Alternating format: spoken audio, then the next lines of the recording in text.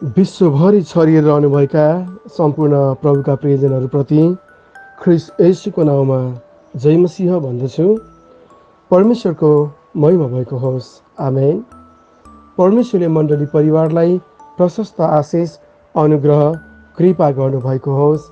सदा चाहिँ आज पनि परमेश्वरको जीवित वचन लिएर हजुरहरूको बिचमा उपस्थिति हुने मौका पाएको छु। उनै जीवित परमेश्वरलाई महिमा भएको होस्। आमेन। परमेश्वरले मण्डली परिवारलाई अनुग्रह कृपा गरून् र आज बिहान हामी परमेश्वरको जीवित वचन यिर्मया 7 अध्यायको हामी 10 पदबाट हेर्नेछौँ।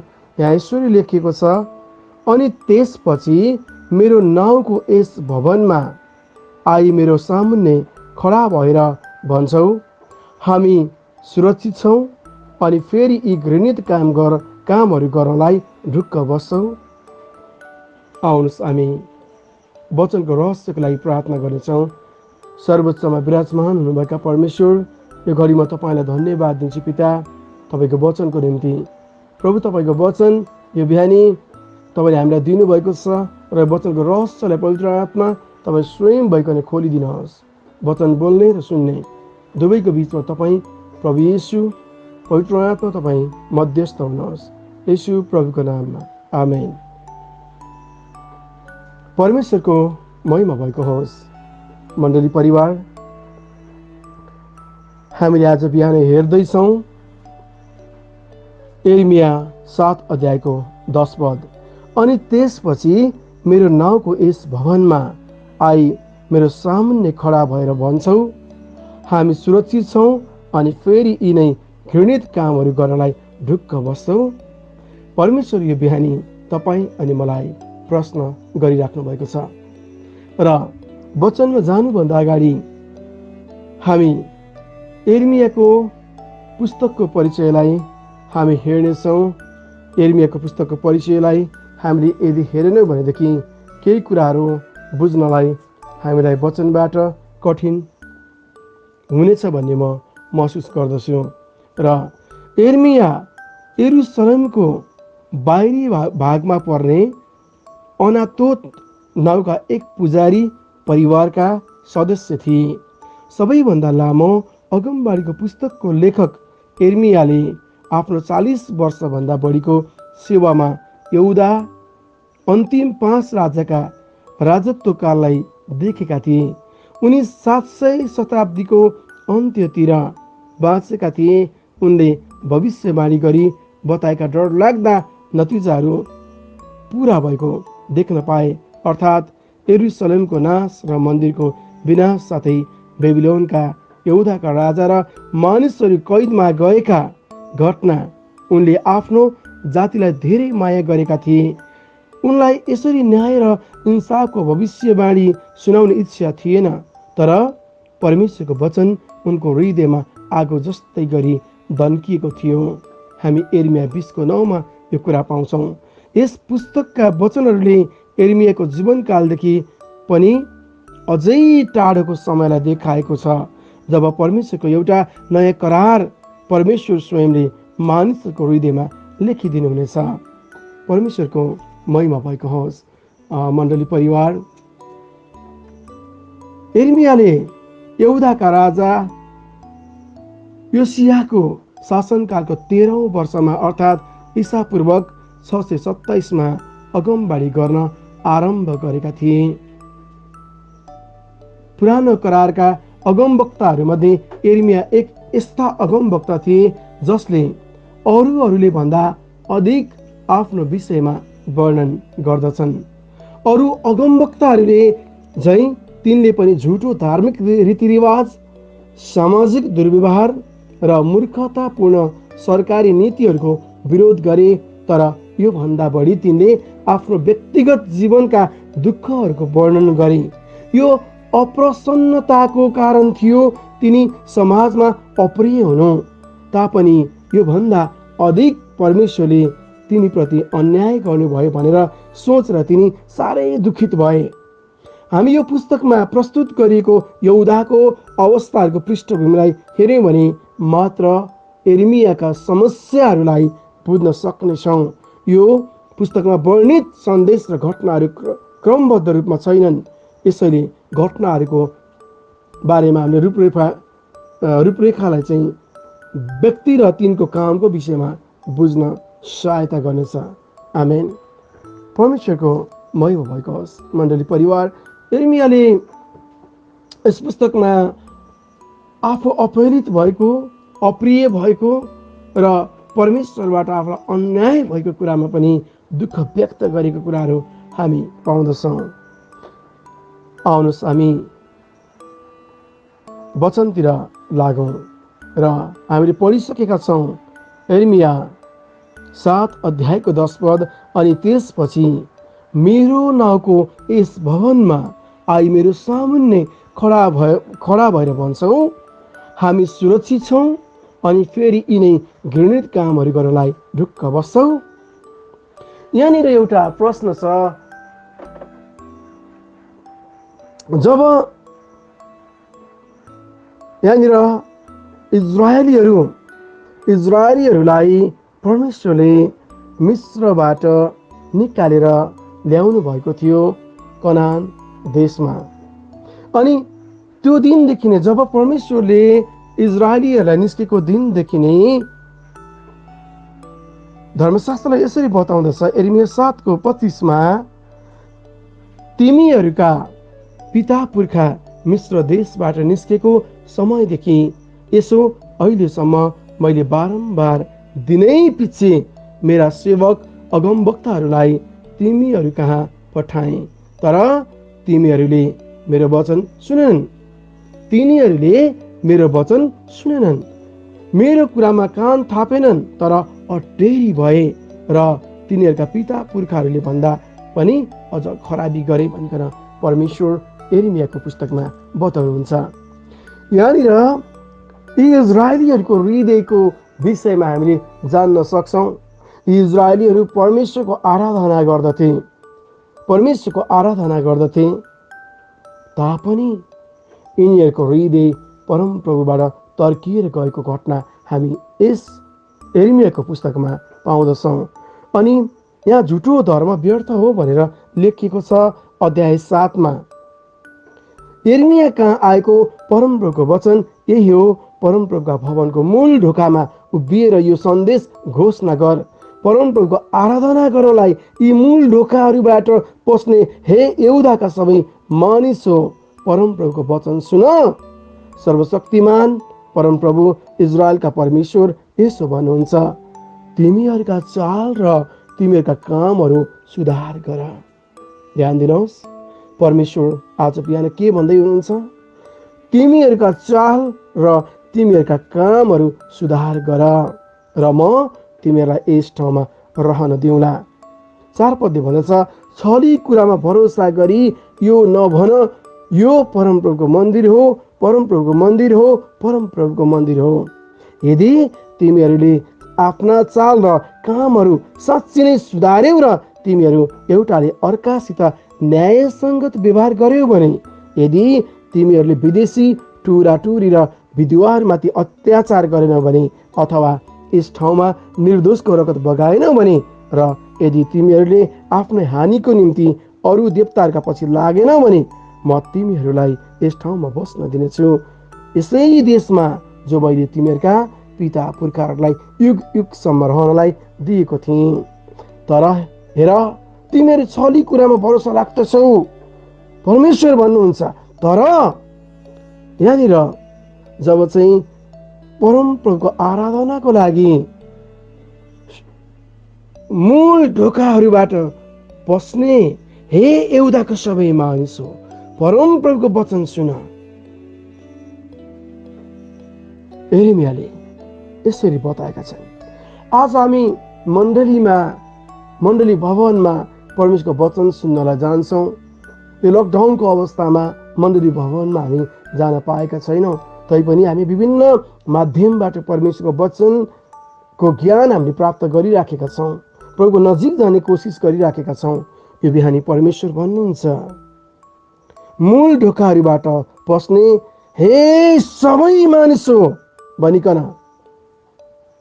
किनकि आज यो वचन चाहिँ यिर्मियाको समयमा दिएको इजरायलको निम्ति भए तापनि आजका इजरायलीहरू परमेश्वरले तपाईँ र मलाई ठहराउनु भएको छ।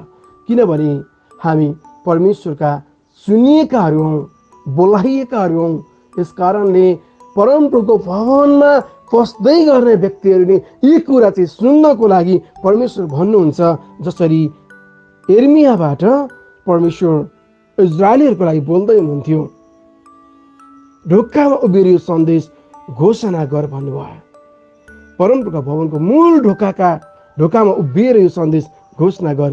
परमप्रभुको आराधना गर्नेलाई यी मूल ढोकाहरूबाट पस्ने हे यहुदाका सबै मानिस हो, परमप्रभुको वचन सुना।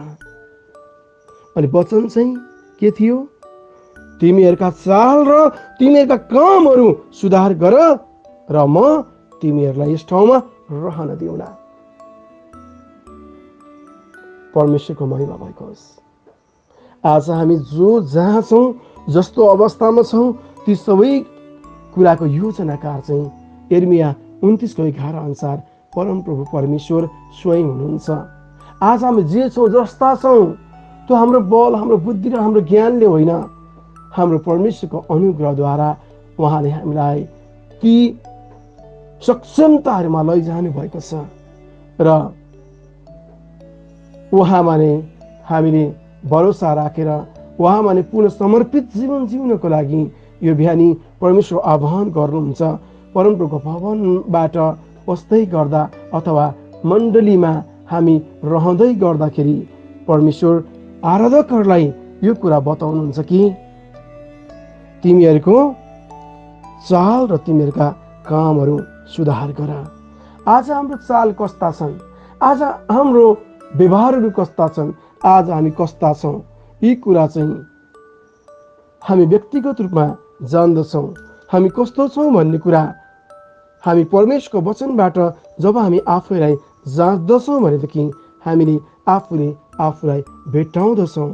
आमेन। मण्डली परिवार, हामी यदि संसारमा कहीँ कतै हराएका छौँ भने आज बिहान परमेश्वरको वचनले हामीलाई अवश्य पनि त्यो परिस्थितिबाट खोजेर निकाल्नुहुनेछ। किन भन्दाखेरि भजन सङ्ग्रह 139:2 र 3 पद अनुसार तपाईँले मेरो बसाइ र मेरो उठाइ जान्नुहुन्छ, टाढैबाट मेरो विचार बुझ्नुहुन्छ, तपाईँले मेरो बाहिरी जवाई र मेरो सुताई स्पष्टसँग जान्नुहुन्छ र मेरा सबै आचरणहरूसँग तपाईँ परिचित हुनुहुन्छ भनिकन परमप्रभु परमेश्वर भन्नुहुन्छ। यसकारणले उहाँको वचनमा लेखिएको कुराको आधारमा आज तपाईँ र म चाहिँ प्रभुको वचनमा स्थिर हुनुपर्ने कुराहरू हामी यहाँनिर देख्दछौँ। तर परमेश्वरको वचनले यसरी बताएको छ 8मा, यिर्मिया 7:8मा, तर हेर तिमीहरू छली कुरामा भरोसा राख्दछौ जो व्यर्थैका छन्। कयौँ पटक चाहिँ हाम्रो यही ओठबाट छली कुराहरू निस्कन्छन्, हाम्रो हृदयमा अहन्ताका कुराहरू निस्कन्छन्, हाम्रो हृदयमा असमानताका कुराहरू निस्कन्छन्, हाम्रो हृदयमा न्यायको कुराहरू निस्कन्छन्। अनि कयौँ पटक हामी आफ्नै स्वविवेकमा, आफ्नै ज्ञानमा भर परेर आफ्नै मनमानीपूर्ण हामी व्यवहारहरू गर्ने गर्छौँ। मण्डली परिवार, त्यसकारणले परमेश्वर भन्नुहुन्छ, तर हेर तिमीहरू छली कुरामा भरोसा राख्दछौ जो व्यर्थका छन्। के तिमीहरू चोरी गर्छौ, हत्या गर्छौ, व्यभिचार गर्छौ, झुटा देवताहरूको नाउँमा शपथ खान्छौ? परमेश्वर भन्नुहुन्छ। अनि त्यसपछि यहाँबाट सुरुवात हुन्छ यिर्मिया 7:10 पद। अनि त्यसपछि मेरो नाउँको यस भवनमा आई मेरो सामुन्ने खडा भएर भन्छौ, हामी सुरक्षित छौँ, अनि फेरि यिनै घृणित कामहरू गर्नलाई ढुक्क बस्छौ भनिकन परमेश्वर प्रश्न गर्नुहुन्छ। मण्डली गयो, आयो, प्रार्थना गर्यो, आराधना गर्यो, सबै कुरा गर्यो, त्यस पछाडि के त? हाम्रो दैनिक जीवनशैली चाहिँ प्रभुमा ठिक हुनुपर्ने होइन र? हरेक बिहान, हरेक बेलुकी, हर पल हामी उहाँको वचनको भयमा जिउनको लागि के हामी रहनुपर्ने होइन र? तर यहाँ चाहिँ परमेश्वर भन्नुहुन्छ, अनि त्यसपछि मेरो नाउँको यस भवनमा आई मेरो सामुन्ने खडा भएर भन्छौ हामी सुरक्षित छौँ अनि फेरि यिनै घृणित कामहरू गर्नलाई ढुक्क बस्छौ भनिकन प्रश्न गर्नुहुन्छ। किनभने परमेश्वर हृदयको मालिक हुनुहुन्छ। हामीलाई थाहा छ यूहन्ना 4:24 परमेश्वर आत्मा हुनुहुन्छ, उहाँका आराधकहरूले आत्मा र सत्यतामा आराधना गर्नुपर्छ भन्ने कुरा। यस कारणले गर्दाखेरि मण्डली परिवार, हामीले बुझ्नुपर्ने कुरा चाहिँ यो हो, परमेश्वर हाम्रो हृदयको जाँच गर्ने परमेश्वर हुनुहुन्छ। उहाँलाई ओठे भक्ति होइन, समर्पित जीवन चाहिँदछ। आमेन। परमेश्वर चाहिँ समर्पित जीवन चाहनुहुन्छ। अनि हामी कुनै कुरामा जुन पापमा हामी वर्षौँदेखि फँसिराखेका छौँ, हुनसक्छ झुट बोलिराखेको, हुनसक्छ कसैको विरुद्धमा खराबी गरिराखेको, निन्दा गरिराखेको, हुनसक्छ कुनै व्यभिचारमा फँसिराखेको, अथवा हुनसक्छ विभिन्न प्रकारका क्रिया र प्रतिक्रियाहरू हामीले त्यस्ता प्रकारका पापहरू गरिराखेको। इजरायलीहरूको समयमा पनि इजरायलीहरूले त्यही काम गरिराखेका थिए, जसको कारणले परमेश्वरले इजरायलीहरूलाई भन्नुभयो, के तिमीहरू चोरी गर्छौ, हत्या गर्छौ, व्यभिचार गर्छौ भनिकन, अनि फेरि त्यसपछि मेरो नाउँको यस भवनमा आई मेरो सामुन्ने खडा भएर भन्छौ हामी सुरक्षित छौँ अनि फेरि यिनै घृणित कामहरू गर्नलाई ढुक्क बस्छौ भनिकन परमेश्वर भन्नुहुन्छ। मण्डली परिवार, भजन सङ्ग्रहको पुस्तकमा 119 अध्यायमा 136 पदलाई हामीले हेर्ने भनेदेखि यहाँनिर यसरी लेखिएको छ, मेरा आँखाबाट आँसुका धाराहरू बग्छन् किनभने तपाईँको व्यवस्था पालन गरिँदैन भनेर यहाँ वचन लेखकले लेखेका छन्। मेरा आँखाबाट आँसुका धाराहरू बग्छन्। आँसुको धारा मानिसको जीवनमा त्यतिखेर बग्छ जतिखेर चाहिँ उसको हृदय टुटिराखेको हुन्छ। भजन सङ्ग्रह 119 अध्याय लेख्दै गर्दाखेरि 136 पद लेख्ने क्रममा मानिसहरूको हृदय परमेश्वरबाट टाढिएको र मानिस आफ्नै स्वार्थपूर्ण अभिलाषामा रहेको कुरा भजन लेखकले महसुस गरिराखेका छन्। यस कारणले परमेश्वरबाट तर्किएर गएको त्यो जीवनलाई देख्दाखेरि भजन लेखकको हृदय चाहिँ आत्मामा उनी व्याकुलबाट उनको हृदय चाहिँ क्रन्दनले भरिएको छ। उनी भन्छन्, मेरा आँखाबाट आँसुका धाराहरू बग्छन् किनभने तपाईँको व्यवस्था पालन गरिँदैन। परमेश्वरले व्यवस्था दिनुभएको थियो इजरायलीहरूलाई ताकि ती पालन गरेर धर्मी ठहरिन सकुन् भनिकन, तर उनीहरूको हृदयको हटीपनले व्यवस्थालाई पालन गर्न सकेनन्, व्यवस्था मुताबिक जिउन सकेनन्, जसको कारणले इजरायलीहरूको जीवनमा मृत्यु अझै प्रबल हुन गयो। यस कारणले गर्दा परमेश्वरले प्रकाशको पुस्तकमा गएर हेर्ने भने न तिमी तातो छौ न तिमी चिसो छौ, यसै कारणले मेरो ओठबाट मुखबाट तिमीलाई ओकरेर निकालिदिनेछु भनिकन प्रकाशको पुस्तकमा लेखिएको छ।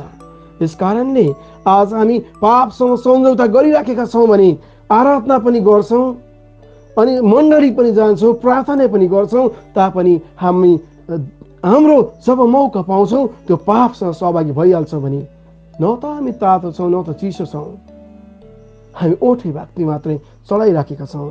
यस कारणले परमेश्वर भन्नुहुन्छ, अनि त्यसपछि मेरो नाउँको यस भवनमा आई मेरो सामुन्ने खडा भएर भन्छौ हामी सुरक्षित छौँ अनि फेरि यिनै घृणित कामहरू गर्नलाई ढुक्क बस्छौँ भनिकन परमेश्वर इजरायलीहरूसँग बार बार बोल्नुभयो। उहाँले भन्नुभयो, के भन्नुभयो, तर मैले तिमीहरूलाई यो आज्ञा दिएको थिएँ, मेरो आज्ञा पालन गर र म तिमीहरूका परमेश्वर हुनेछु र तिमीहरू चाहिँ मेरा प्रजा हुनेछौ। जुन मार्गका विषयमा म तिमीहरूलाई आज्ञा गर्दछु ती सबैमा हिँड ताकि तिमीहरूको भलो होस्, तर तिनीहरूले आज्ञा पालन गरेनन्। न त तिनीहरूले ध्यान नै दिए, त्यसको सट्टा तिनीहरू आफ्नै दुष्ट हृदयको अटेरीपनमा हिँड्दै रहे। तिनीहरू पछि हटे अनि बढेनन् भनिकन परमेश्वर यिर्मया 7 23 अनि 24 पदमा भन्नुहुन्छ। यस कारणले परमेश्वरले के भन्नुभयो यिर्मया 7:28बाट हामीले हेर्ने भने, यसै कारण तैँले यिनीहरूलाई भन्, यो त्यही जाति हो जसले परमप्रभु आफ्ना परमेश्वरको आज्ञा पालन गरेनन् र उहाँको अनुशासन ग्रहण गरेन। सत्य चाहिँ नष्ट भयो, यो तिनीहरूको मुखबाट लोप भयो भनिकन परमेश्वर भन्नुहुन्छ। आज हामी हृदयको छरीपनमा छौँ भने हामी पनि कस्तो व्यक्ति बनिराखेका छौँ, हामी कस्तो व्यक्ति बनिराखेका छौँ। परमेश्वरको वचनको ऐनाबाट हामीलाई एकचोटि हेरौँ, हामी कस्तो प्रकारको जीवन जिइराखेका छौँ। परमेश्वर भन्नुहुन्छ,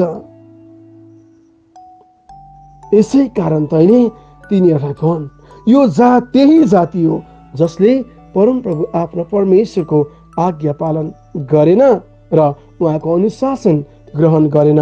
सत्य चाहिँ नष्ट भयो, त्यो तिनीहरूको मुखबाट लोप भयो भनेर परमप्रभु भन्नुहुन्छ।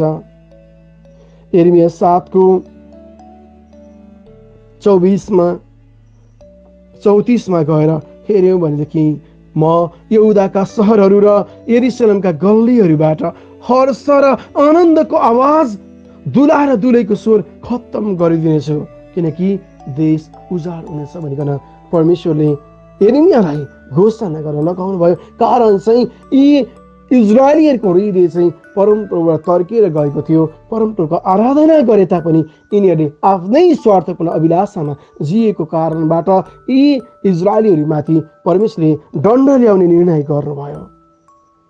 परमेश्वरले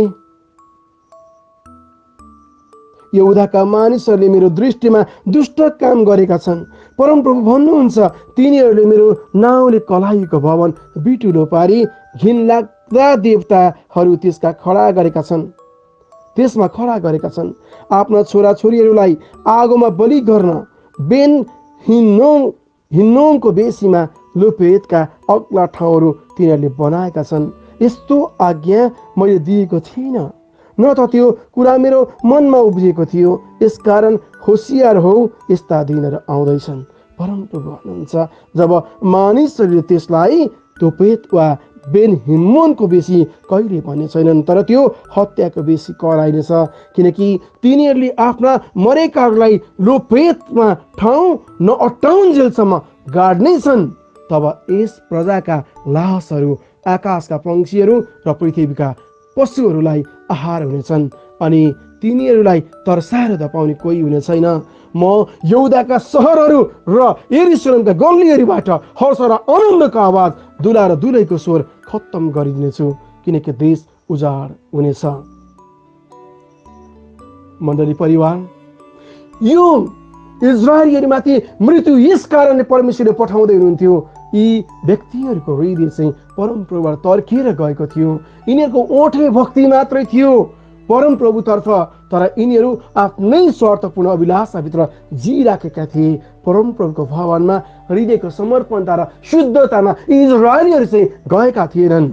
यिनी परमेश्वर भन्नुहुन्छ, यिनीहरूले चाहिँ मैले बार बार आफ्ना अगमवक्ताहरूद्वारा बोले तापनि यिनीहरूले सुनेनन्, यो कुराहरूमा कान थापेनन्, तर अटेरी भएर तिनीहरूका पिता पुर्खाहरूले भन्दा पनि अझ खराब गरे भनिकन परमेश्वर भन्नुहुन्छ यिर्मया 7:25-26मा।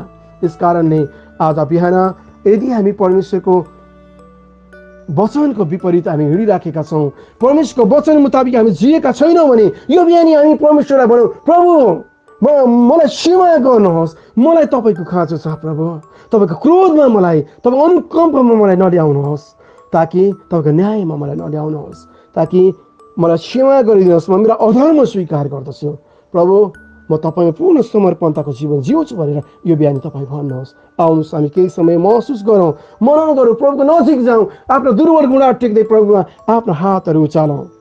Thank you Jesus, heavenly father, I want to call upon your mighty name. Hallelujah. सर्वोच्चका परमेश्वर, यो बिहानी तपाईँको पुत्र प्रभु येशूको नाउँद्वारा म तपाईँलाई धन्यवाद दिन्छु पिता। यो बिहानी तपाईँले दिनुभएको वचनको लागि धन्यवाद दिन्छु पिता। यो बिहानी तपाईँ उचालिनुहोस् पिता। जति पनि प्रभु तपाईँ प्रियले मार्ग बिराइराख्नु भएको छ, हरेकलाई रिपेन्ट गर्नलाई, तपाईँ फर्कनलाई यो बिहानी तपाईँले आह्वान गर्नुभएको छ पिता। हरेकलाई तपाईँको पवित्रतामा, शुद्धतामा, तपाईँ परमेश्वरलाई पूर्ण समर्पणतामा खोज्नलाई प्रभु तपाईँ सहायता गर्नुहोस्। हरेकको रोइदिएको छलीपनबाट प्रभु तपाईँले छुटकारा दिइकन यो बिहानी तपाईँमा पुनर्स्थापना गर्नुहोस् पिता। तपाईँको भयमा, डरमा जिउनलाई सामर्थ्य दिनुहोस् प्रभु। धन्यवाद छ यो बिहानी मण्डलीको दैनिक जीवनमा तपाईँ रहनुहोस्, आशिष दिनुहोस्। तपाईँको मार्ग निर्देशन र तपाईँको उपस्थिति दिनुहोस्। बाटो, सत्य र जीवन तपाईँ नै हुनुहुन्छ पिता। तपाईँ नै आशाको केन्द्रबिन्दु हुनुहुन्छ। यो बिहानी तपाईँले आफ्नो नाउँको महिमा लिनुहोस्। तपाईँलाई सम्पूर्ण हृदयले, समर्पित हृदयले हरेकले तपाईँको नाउँको श्रेय दिनलाई, हरेक प्रभु छोराछोरीलाई त समर्पित जीवन जिउनलाई सहायता र सामर्थ्य दिनुहोस्, अनुग्रह गर्नुहोस् येशू प्रभुको नाममा, आमेन। God bless you all. म फेथ ग्राउन्ड नेपालबाट।